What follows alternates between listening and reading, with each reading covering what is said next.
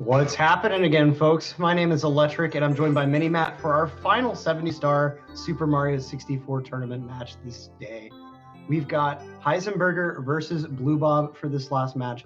USA versus Canada, two 120-star boys who have had firm roots in 70 and are going to be doing a nice little 70 race for us today.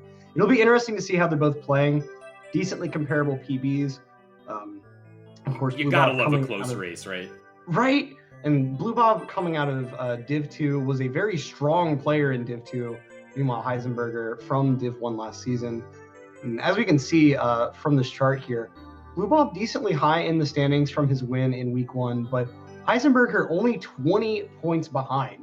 So whoever wins this race is pretty reliably going to be, in fact, definitely going to be the higher of the two in the standings and moving quite far up, probably top 4 type territory. So it'll be exciting to be hungry for these points, right? Oh yeah, definitely. Well, it looks like we're getting right into it. America's hat versus Canada's beard. Who's gonna take it? All right, now one interesting thing that we're seeing here, BlueBob is running on the Japanese version, and for people that are like kind of adjuncts to the speedrun community, you might know that in a lot of cases, Japanese is the fastest language to speedrun a game in because Japanese characters convey more meaning than English letters per character. But for Super Mario 64 and many other retro games, there are actually more differences than just language. Oftentimes, the JP version serves as a 1.0 release as compared to the US 1.1 type release. Yeah, there are a lot of bug fixes in English releases for a lot of old games. And so this game is no exception. There are a few very minor differences between the two versions that actually make 70 faster by about 2 to 3 seconds on English. Some of those differences are the text boxes actually scroll faster on English and oftentimes have a slightly different layout. Sometimes the Japanese text boxes, for some reason, have 3 boxes where English has 2. And for 70 star, we actually pass by most of the points that English loses time. Like, for instance, the IROC boss fight on Japanese has, I believe, 3 total text boxes. On English, it has 10. So if we did that star, that would be a huge factor in JP being faster. But since we don't, that doesn't really matter. So for all of those text box examples, English just ends up being a little bit faster throughout the course of the run. The only downside to English, though, is Peach reads her letter at the start. So BlueBob, as you can see, has a little bit of an apparent lead from that intro being a little shorter. Heisenburger actually also missed the ground pound for the cage star as well, which gave BlueBob just a little bit more extra lead. Right. But what's interesting is, over the course of the run, BlueBob will just slowly sap away time due to the JP text boxes. But as you mentioned earlier, unless their time literally comes down to 2 to 3 seconds apart, it's definitely more player skill. Exactly. That's the big point, is like other top level runners like Paracusia, for instance, just doesn't even own an English card. Even though he runs 70 pretty constantly. Like, it's not so necessary that like you have to be an owner of an English card. If it just happens to not be as available for you to get both cards, you can just get one and still run every category of the game pretty well. Right. I think the moment you buy an English card is the moment you lose a race by exactly 1.9 seconds.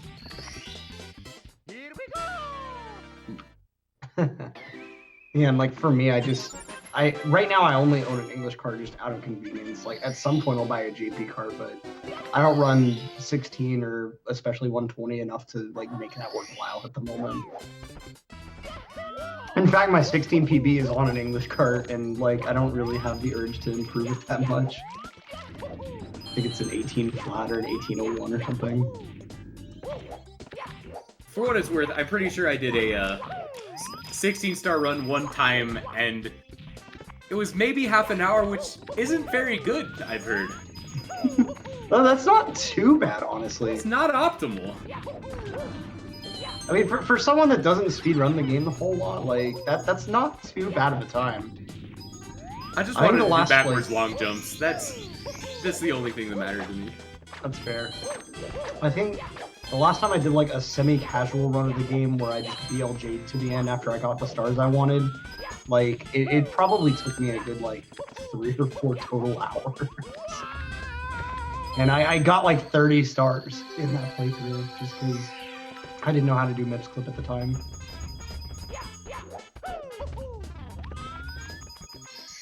Mips Clip is interesting because as one of the few things that I actually did, I was surprised at how much more difficult it was in practice than it looked like it was going to be.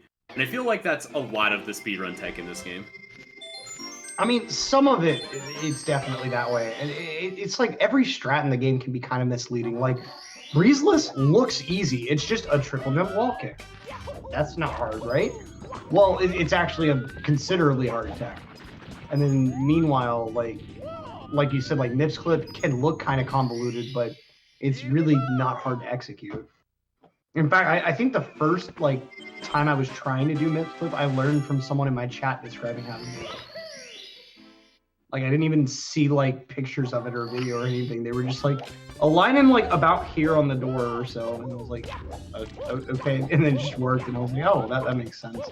Later on, of course, I like actually watched video and like tried to learn off of it. But I think the advantage with that trick is just that you can go as slow as you want to on it. Whereas a lot of the stuff in this game, like, you can't exactly stop just before you need to do a wall kick and be like, okay, let me make sure I time this right. I'll be ready to go in just a sec. Like, the wall at kick that just point happens when it happens. And if you're trying to wait for a wall kick, you may find yourself in the bottom of a pit. Right.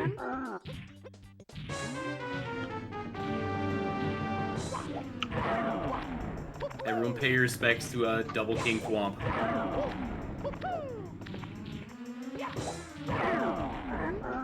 Yeah, King Whomp is a kind of unsatisfying fight at a point, because, I mean, you just pummel him. You just go right through him. It's like he's not even there, doesn't even put up a fight. Oh man, it's so depressing for King Whomp. He's trying his best. Especially like when you actually read his text box, like he's just mad because Mario walks all over him and his people. Like that's it. He's very sympathetic. To get revenge. And, he's a sympathetic villain. Mario has just been told to kill by a vague sentence on the star select screen and just says, you know what, fine. Mario's just a stone cold killer. He just gets a sentence and he's like, okay, I'll just kill a creature in this foreign world I've never been to. Well, I mean, in Mario 1, all the blocks were toads or whatever that were transformed, right? Mario's always been like this. He's aware that sentient rocks exist in his universe and does not care. He's the biggest sadist. You might even call him a stone cold killer. Alright, both players on their second trip through Peach's secret slide here. I don't know what real use Peach would have for just a secret big slide. First off, how do you keep this secret? Like, you have it in what looks like an aircraft hangar laser tag arena. Like, I don't understand how that's secret to anyone. And second off, like, why? And third, how do you get out of there? Like, I mean, Bowser stole the Power Stars and hid them all around, so I'm assuming the Power Stars weren't originally in the secret slide. Well, that's why it's a secret slide, because anyone who finds it doesn't come back out.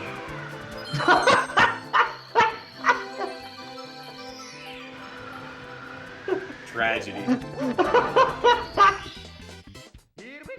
I mean, you're not wrong, but it... See, we've got the lore. This is the deep lore. That's just a theory. As these guys are wonderfully executing Wink Out stage. Oh yeah, maybe we should talk about Mario 64, the race. Well, it's a good time to get back to the game since they're going into Dark World now. A very considerably difficult stage. You can see BlueBob there using the camera to his advantage there to get that slightly off angle. Heisenburger is going to be going straight on. And so The little bit of advantage is when you have to strafe while you're long jumping, Mario does lose a little bit of speed. So by setting your camera angle at a very slight angle to like the direction you're trying to make Mario run, since you're having to move Mario to the left anyway, that slight angle actually does save you a tiny bit of time. It's not necessary to get a cycle, but it is a nice little thing to do if you want a little more wiggle room. BlueBob getting a little bit lucky with that ledge grab. That was so scary. Yeah, that jump is incredibly frightening. I don't understand why it exists. Errant ledge grabs are probably the scariest thing for me as a spectator. Which is kind of weird, because it means they didn't fall, right? But it still is just like... It's a little bit of a Monka-esque, like... Yeah, they came that close to a tragedy. What is... Okay, BlueBob must have had some kind of an issue with his controller. Oftentimes when players get to Bowser fights, since you're just spinning the stick really fast, players will opt to change controllers to one known as the HoriPad Mini. And it's effectively like the N64 controller and the GameCube controller had a baby. Which also I think I've seen one of those before. Yeah, so it has like a GameCube style stick where it has a potentiometer based stick instead of the really weird plastic laser thing that the N64 has. So the stick is much more durable. And even though the stick isn't as good for speedrunning this game generally, it's really good for spinning Bowser. So typically players will switch to that controller right before you start the Bowser fight. And then as it ends and you're picking up the key, you switch back. The only problem is if you accidentally hold the stick in a direction as you're plugging it in, that direction gets set as neutral. Oh, and God. So that may have happened to BlueBob. And I think that is what happened. So, like, he had to quickly unplug and replug in the controller. Ninja Swag Pikachu, I mean, they are more expensive than their retail cost, but you can pretty reliably get Horis for like $70 to $80 on eBay. I actually own one, and I think I only spent like $75 on it. I was actually at a big fighting game major last weekend, and there was a booth that had a bunch of them on display and a bunch of old rare controllers. So if you want to get some controllers, just go play fighting games. Well, one problem that you might encounter is there are a couple companies that are making reproductions of the Hori controller, and they're not like lying about it. Like they label it very clearly as a different product, but the sticks on the reproductions, as far as I'm aware, are kind of inferior. Heisenburger taking a major fall there.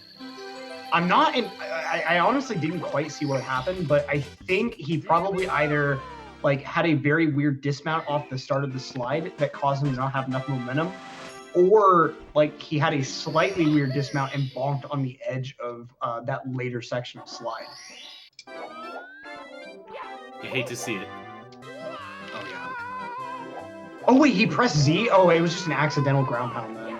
Like sometimes that can just it's very rare. Missed of course, input. but sometimes it just happens. Yeah.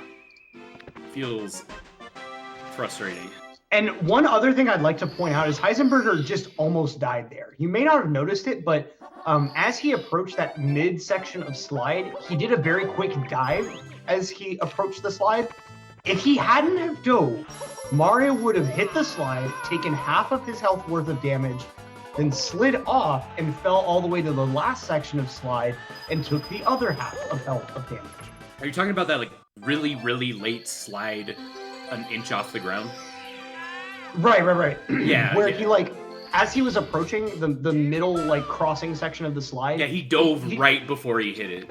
Right. If he hadn't done that, he would have died, and it would have taken like an extra like 7 seconds for him to even like get to the death animation. It's a really unfortunate way of dying, so that's why you always have to be paying attention and be able to do that dive to save yourself. Because you don't lose a ton. You don't really lose that much time at all if you have to do that dive. Right. You lose a lot more if you don't. Exactly. You have to be aware of it. And for Heisenberg's benefit, that means that A, they were paying attention for it, and B, they had the sick reaction to execute. Oh yeah. As long as you're watching for it, you can pretty reliably hit it. It's just a matter of like being aware and not just looking away because you're like, oh, this star is free. So now they're both doing the penguin race, interestingly enough. So like I said before, a lot of times runners will opt to do the CCM17 route, but these two guys, they aren't quite at that point. like I said earlier, like BlueBob did move up from the former Division 2 league, and Heisenburger was a also like I believe a former Div 2 move up. So this route like doesn't really lose that much time. It is definitely not like a sign of weakness or anything like that to go for this route in a race. It's just a lot more consistent, especially if you're good at the penguin race. And there's something to be said for understanding what you should prioritize here. Oh, that was scary. That could have gone really bad. If Heisenburger would have moved like a few frames earlier and would have long jumped, so the penguin can like push you to the side as you're long jumping. Or like if you grab the star, then the penguin comes by, it'll just push you off the edge and make you grab the star on the death plane. You'll still get the 100 coin star, you'll just die right after and not get the penguin star.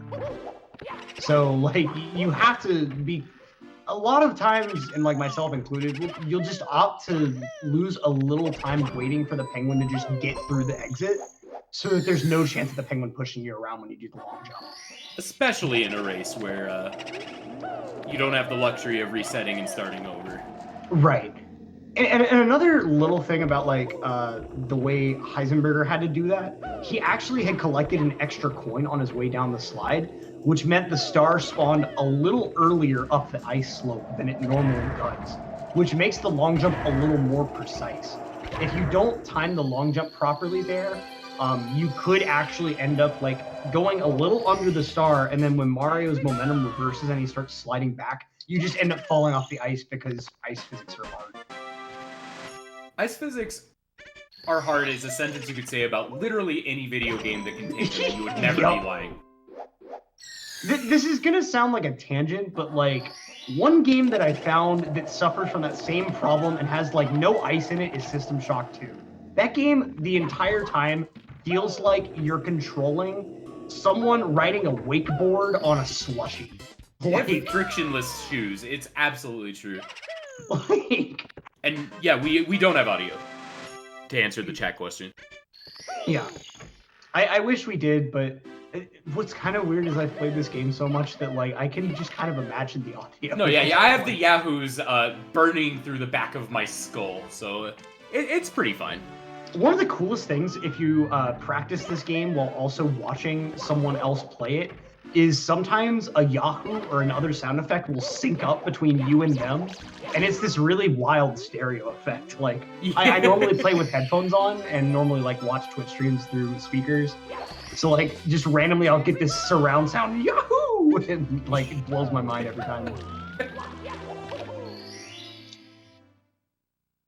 That's another thing that you just do when you get really into this game. You'll practice it while you're watching other people play it. Oh, it's the same for fighting games. There's been a lot of time when I'm in the lab grinding while watching someone stream the same game I'm playing. Yeah. It just shows how much passion you have for it. Ooh. Now, Heisenberg... Oh, dude, right past Mips. Okay. He did lose like a little bit of time, of course, just from like having to spend some extra time on the Mips attempt.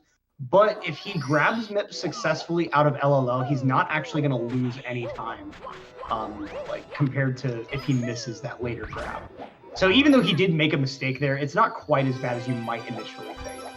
It just will be a little hard to tell who's ahead unless you're looking at the star counter for a little bit. But I'm glad to see that plus didn't really affect either of these guys. Both of them had a really, really nice plus. And when you see people going for CCM 18, that is a bit of a sign of I'm not the most confident in plus. So it's good to see they both got it, and that's not a huge factor. Yeah, Heisenburger was going for Fly Guy, but he's going to go ahead and have to take Talon as a backup here.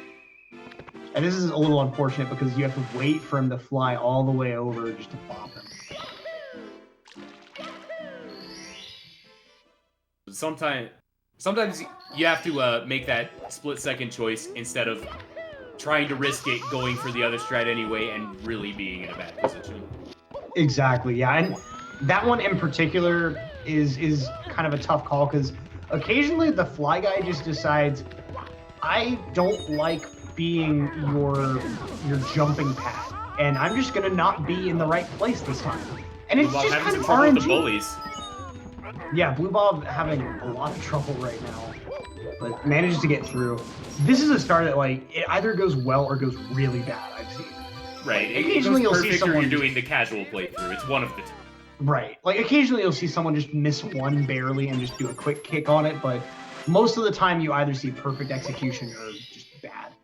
Now, Heisen, for some reason, decided to go for MIPS between SSL and LLL, which lost a little bit more time, and then he also missed MIPS, which lost a lot more. Unfortunate, but you gotta make do with the situation you find yourself. BlueBob with the pretty quick bully dispatch, had to do an extra little kick on him, but ended up working out. The extra kick was to take out some of the aggression about the first bully fight. Yeah. Heisen with a really nice red hot log rolling. Went for that pretty standard dive rollout strat for the gap there instead of using that insane triple jump dive strat. See, it's still log rolling, just like a different rolling than the developers intended. Yeah, Mario's just rolling out with the wing cap, that's all. Yeah, rolling is involved. You cannot tell me there is legally no rolling. No jury would convict me of no rolling. Okay, legal eagle.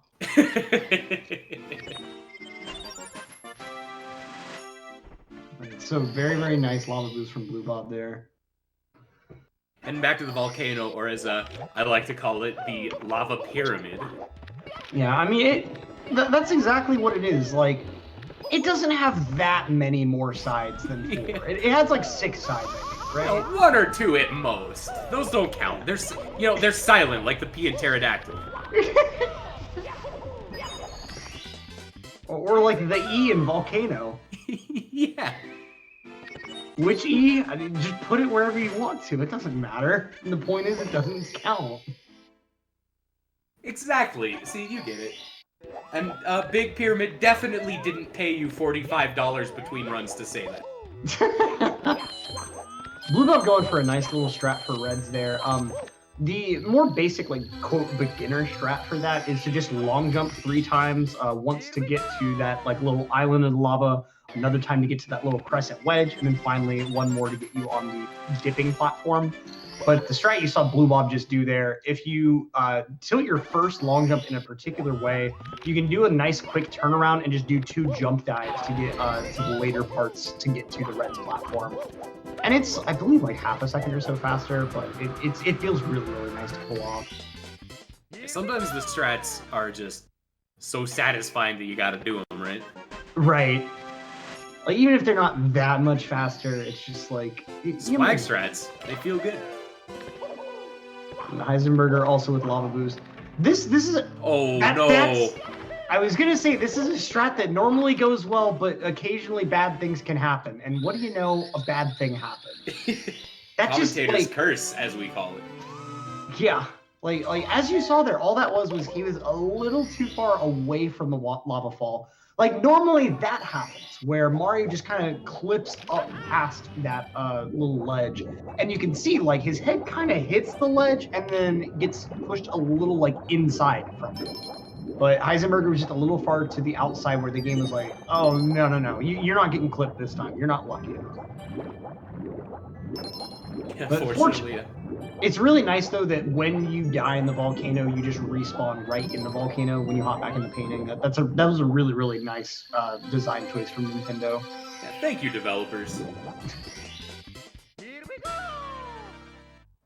This star is one that always is a little worrisome for me, because if you slightly mistime your dive and you don't roll out where you want to on that platform, the lip of the platform holding the star can cause you to fall to your death at the bottom of the volcano. And it's a surprisingly easy mistake to make. Like, if you just climb a little too high in the pole, your jump dive will make you bonk on that platform. Or, like, if you're not quite that high, like, your rollout could just be stopped by that platform. There's a lot that can go wrong there, but these guys have practiced it so much that it doesn't normally go wrong. Right. Once you've made that mistake enough times, you stop making it, and that's just true for any... Like, getting good at anything is just repeating mistakes until you no longer make them. Yeah, and there's a lot of, like, out-of-stream practice that happens. Like, aside from doing runs, if you want to get good, you have to grind stuff all the time. We're not Like when you're watching- first starting, like you have to just spend a ton of time on individual stars every day, and then like once you get to a high level, you need to just consistently work on things that keep giving you trouble. 45-minute run you see on stream is the product of 1,000 hours of practice. Yeah. And it's an extended progression to get down to this point. Like, I mean, if you look at the leaderboards, there's a reason you see every time from like an hour and a half for 70 star, like all the way down to this point. But what I find really intriguing is there's a point in about the mid-50s range on the leaderboard where the times get less common. It's like people that have gotten to that mid-50 point, like get motivated to continue on to lower 50s most of the time. And you only see a few people that quit there. But anyway, we're in Fire Sea now with BlueBob, and he's on pretty decent pace for early Ellie's lava boost, which is really nice to see. Always exciting. Yep. No big drops, and Yep, very, very clean. Not having to clip that ledge at all, just right on top.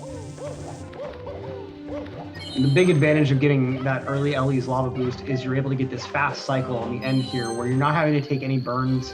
The metal platforms at the end are right where you want them to be, and the platforms earlier on aren't submerged in as much lava.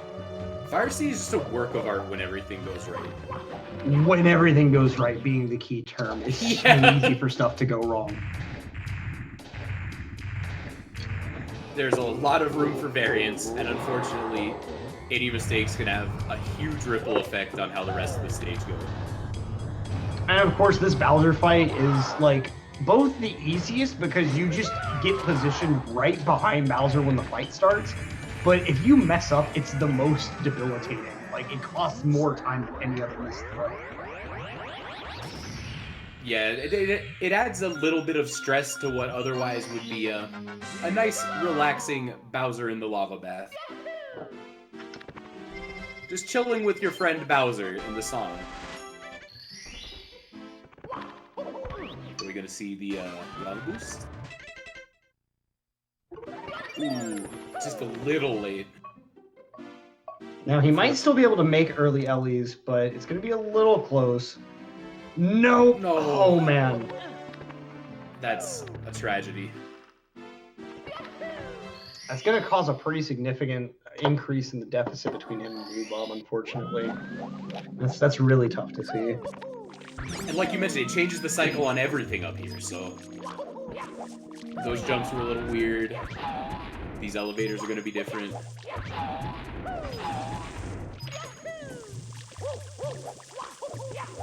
But it looks like Heisenburger has made a pretty good recovery and is back on track. Unfortunately, as you mentioned, they're just so far behind in terms of progression.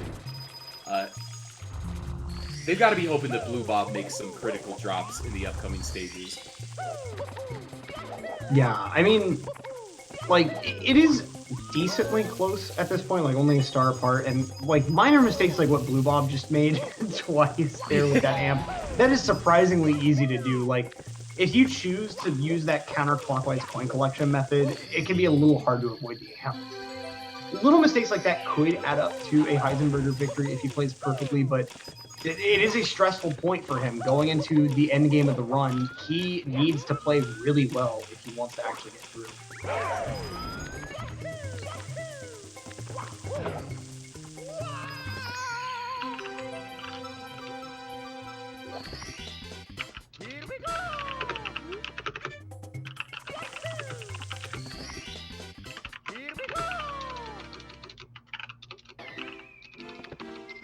Yeah, not to put too fine a point on it, but a singular they when you don't know who you're talking about is a respectful way to refer to people that you don't know. Yeah.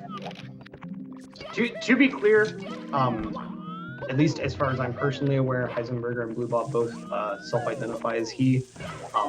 But like that is a common thing. Like if you're just not sure, like to just say they, just to ensure that you're respectful. Yeah, after you commentate for a really long time, it just becomes best practice.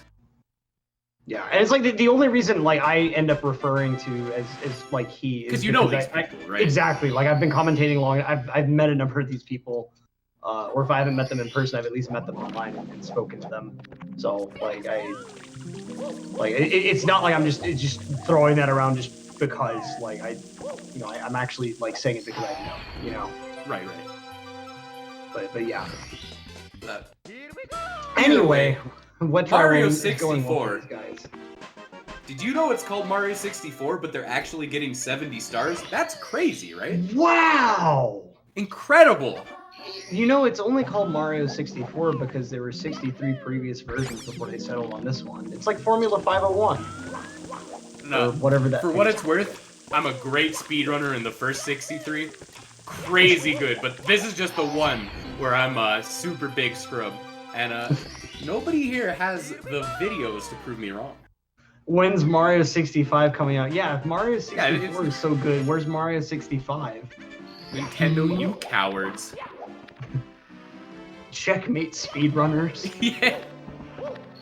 Alright, now BlueBob is heading into the universally agreed upon worst stage in the game, PHI. It's just a little boring, is all. Like, Secrets is a cool star, I have to admit. It's very execution heavy, and this little bit of movement right here with this third secret, you see that BlueBob takes an awkward camera angle. That's actually to reduce lag there, because normally that side of the island, when viewed with the normal camera angle, is very laggy. And that's something you see constantly throughout the game since they're running on the original hardware that does have lag in a number of little spots. I was about to say, how big is lag reduction just over the course of the whole run? It overall serves a relatively minor purpose, but you can save a decent little chunk of time if you pay attention to it. The biggest points where you need to be aware of it are DDD for sure, and to a limited degree, like Whomp's Fortress. That's actually why you see people do Whomp's Fortress all in the first star primarily, aside from the top of the Fortress star. I don't know why I couldn't think of that one. Because like that tower normally causes a ton of lag, and you also have like JRB as an infamously laggy stage, but that doesn't appear in 70.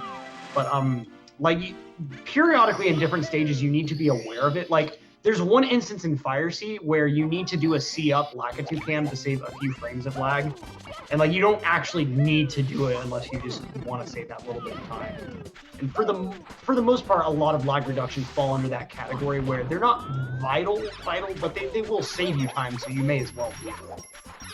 And that one in THI is one where it saves enough time that if you're doing that strat for secrets, you should be doing that lag reduction too.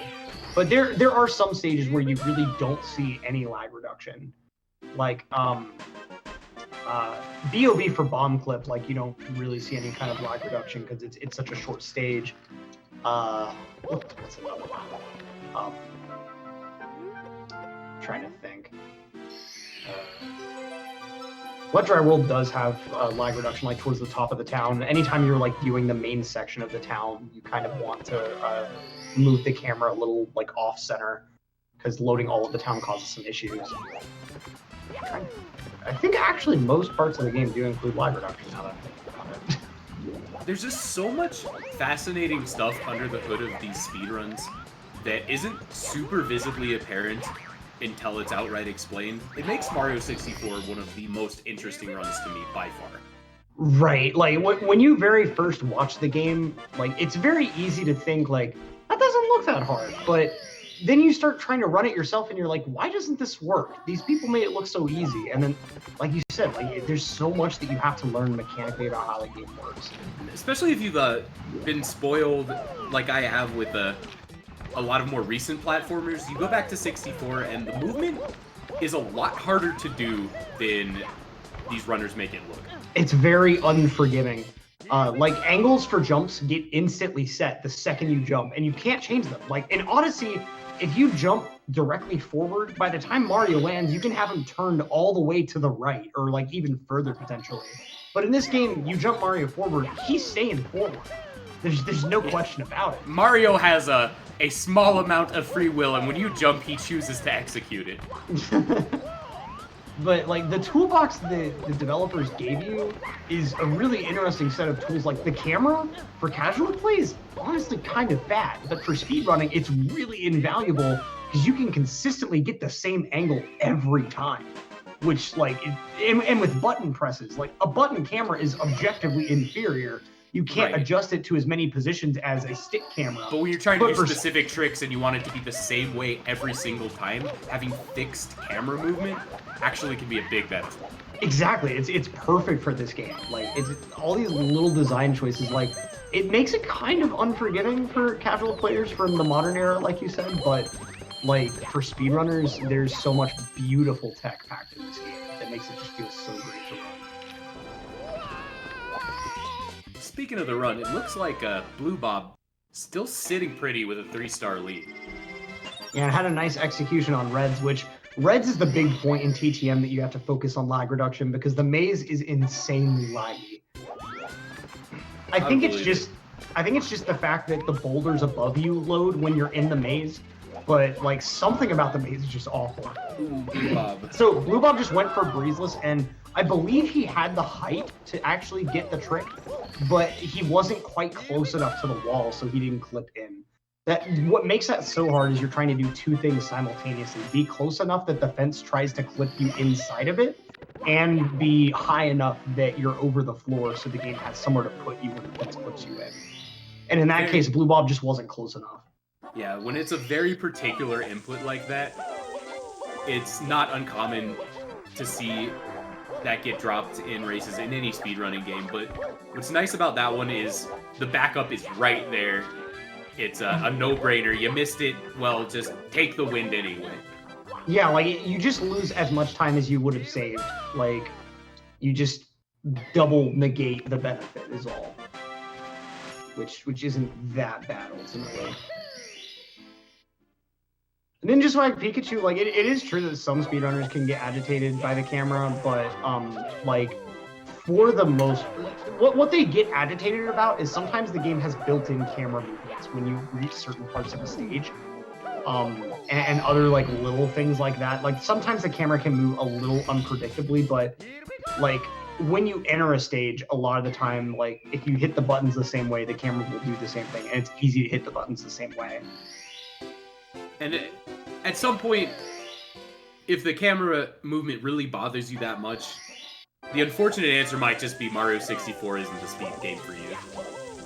Well, it, like, ultimately, it's a little tough to say, because I agree that, like, occasionally you just get into a weird situation with the camera that you can't reasonably expect, but the more you practice stages and, like, the more you expose yourself to the potential for the camera doing wacky things, you can, to a degree, get used to it. No, absolutely. What I meant is, like, more in a holistic sense, and I'm not just talking about Mario 64, like, stuff like that, it just comes packaged with the game, right? Those camera controls are going to be a part of the game from beginning to end.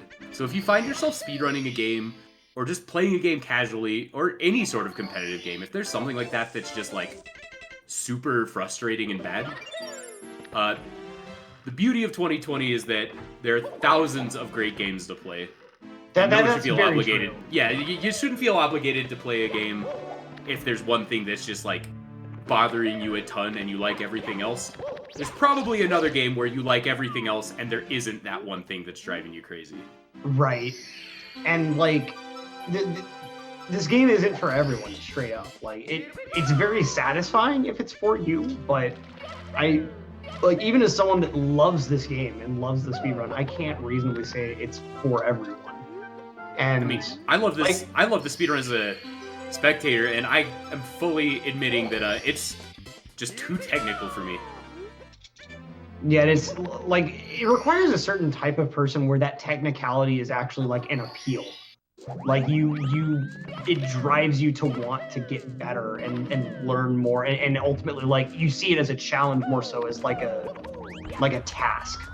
I don't know if that's quite clarifying my meaning, but it's like, no, it definitely makes sense. You see it more as like an accomplishment to be overcome, or like a hill to climb over, rather than just like some mundane thing you have to account for. No, it's the same in fighting games. Like, if you're practicing something and you finally hit it and you're not excited that you hit it, you should definitely consider, am I really enjoying this?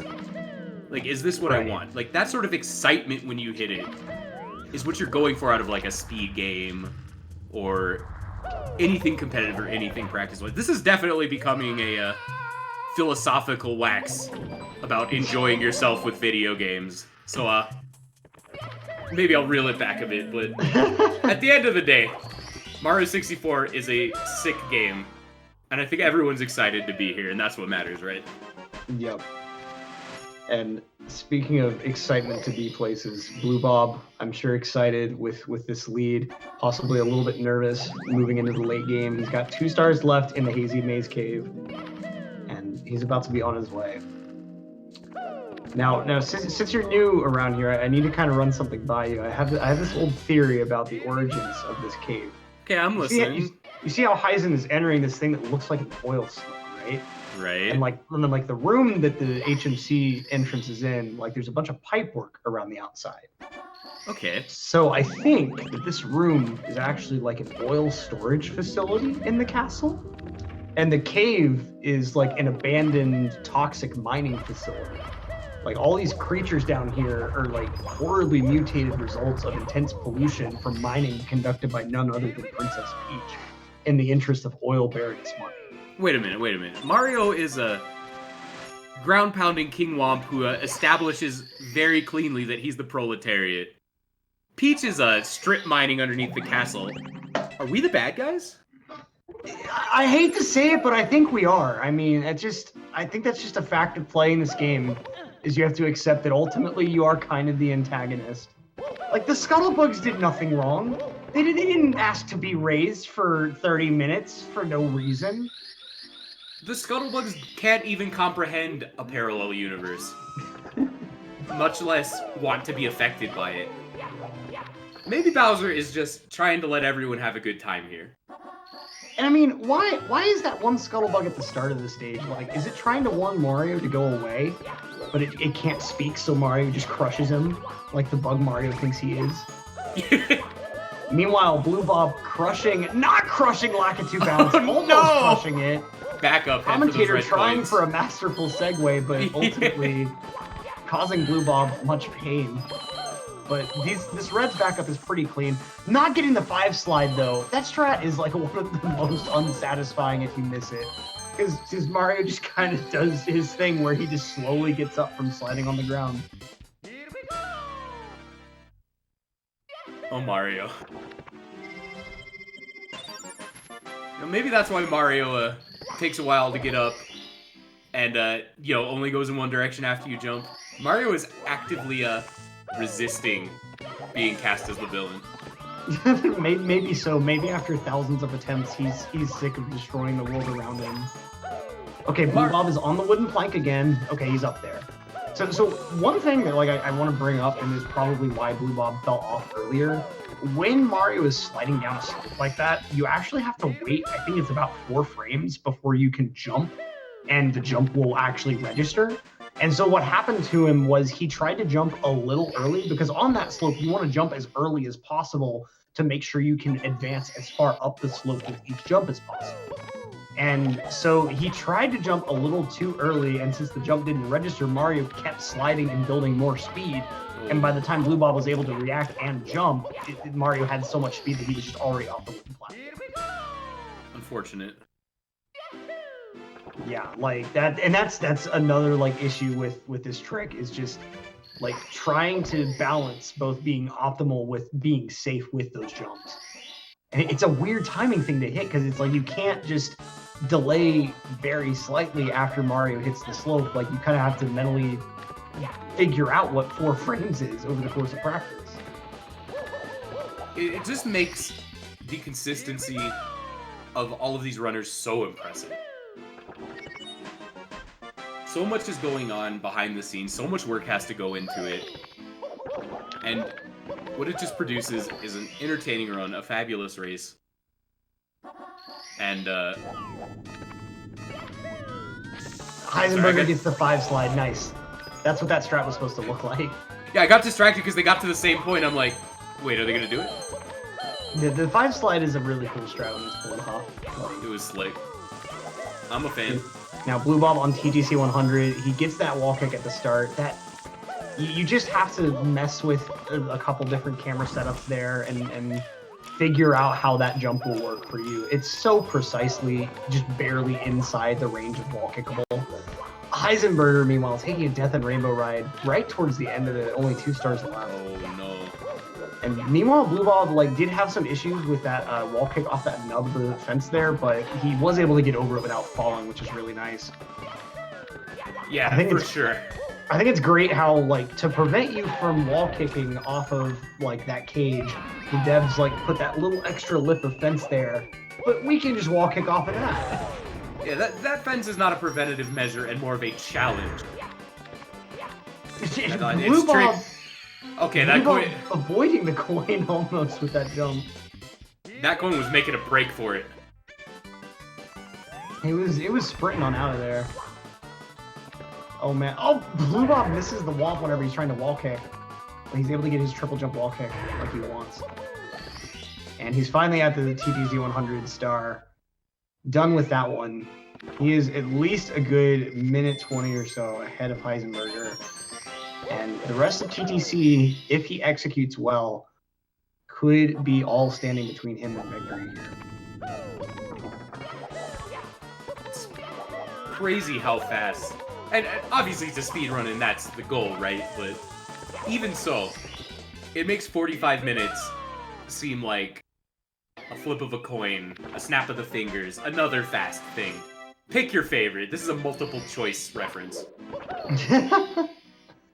Okay, let's see. Oh, that backup is extremely hard to get. Like, the normal jump is already on the verge of what is wall kickable. That's just on the very razor thin edge. Like, I very rarely see that backup work. It's kind of just a Hail Mary at that point to try to avoid doing the stupid yellow triple jump. But it is exciting when it comes up. And especially when it actually succeeds. Yeah. Although I'm sure it's a little less exciting for the runner. Yeah, because it's like, why couldn't I have just made the kick in the first place and not wasted the extra, like, couple seconds lining it up? Heisenburger had a decently nice rest of his 100 coin, though. I mean, you can only expect the star to go so well on average, honestly. Right, there's so many points where things can go a little wonky that when it's overall clean, you feel good about it, right? Yup, definitely. 67 stars on BlueBob's site. They're really getting close to the end of things here. Man, this is a really fun star to try to pull off yourself. Time jumps on moving bars, because it's all about side flipping and wall kicking.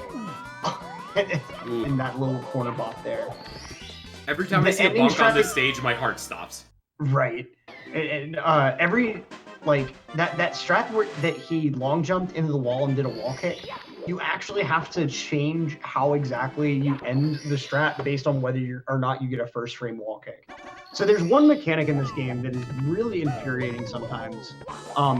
When you wall kick, the game normally will take Mario's momentum going into the wall, like multiply it by a specific fraction, and that resulting slightly lower momentum is what gets applied.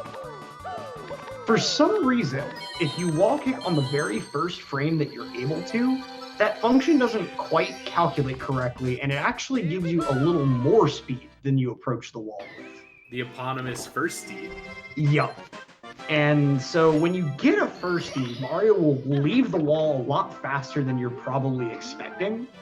And in some cases like that strat there, it can be hard to account for unless you've practiced both forms and know, okay, this is the ending I need to go for since I got a first. It's pretty incredible that Mario 64 has legitimate just frame tech in it. But that is the game that we are playing here. And there are sometimes where it really works to your detriment. Like there's this one wall kick in Fire Sea that you cannot get a firstie, otherwise it just messes the entire thing up. And it's so infuriating when you get a firstie because you're like, I just went too fast. Okay. I am too skilled of a Mario jumper, and now I am dead. And then there's other tricks. This is really interesting. Owlus, if you just try to do Alice like pretty normally, like with a pretty basic setup, a firstie won't work. It'll give you too much speed away from the cage. But if you use a very specific setup of stick movement, also Heisenburger's having a ton of trouble in TTC right now, 2 deaths.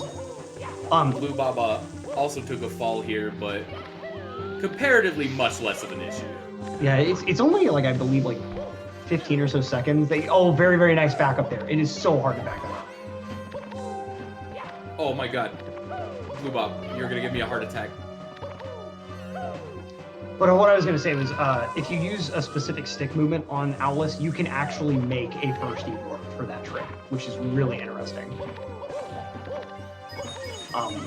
Yeah, would you ever want to? Does it actually make it faster? It doesn't make it faster, but it makes it easier, because it's a lot easier to time a first or second frame wall kick than it is to time a second or third. Because it's a lot easier to like have an early wall kick than it is to like try to say to yourself, I don't want a firstie, but I still want an early wall kick. Yeah, that makes sense. Delaying 1 frame after recognizing you hit the wall is probably a lot harder than just practicing it with the first frame every time. Right. And so if you do that specific stick movement, like you're able to do it with a firstie or a second frame wall kick, which ultimately makes it a lot easier. But BlueBob now in throws. Let's see it happen. Oh, 1 missed throw. Like I said, like that was probably just a frame off. A frame earlier than Bowser's angle probably would have hit the ball. Yeah, it looks like probably. Oh, that's a pretty wide one. Okay. They've still got a sub 51 on deck here. Plenty of time to make 2 Bowser. Okay, that's a hit finally. But Heisenburger is now in sky. BlueBob really doesn't want to miss any more. Okay, that's dead on. That'll do it, yeah. So that'll be it for BlueBob. Really, really nice throws. Now, Heisen can still get a pretty healthy... Oh, when you spawn that staircase, it is the worst. Because, like, look how awkward he had to move up them. Like, it just...